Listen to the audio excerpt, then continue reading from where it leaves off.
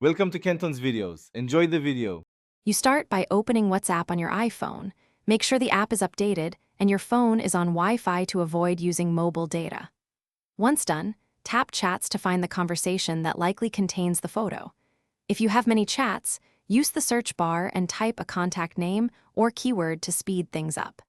This first step gets you directly to the message thread so you can locate media without scrolling through unrelated conversations.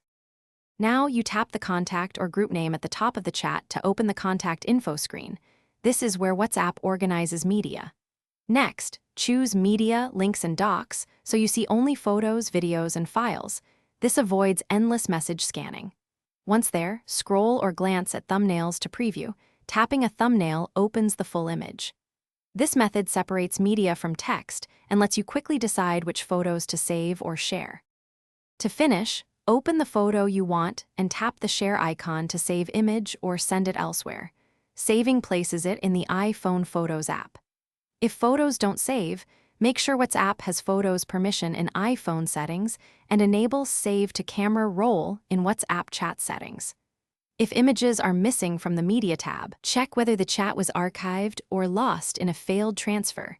Restore from an iCloud backup or reinstall WhatsApp only after verifying your backup to avoid data loss. Thanks for watching. Consider subscribing if we helped you.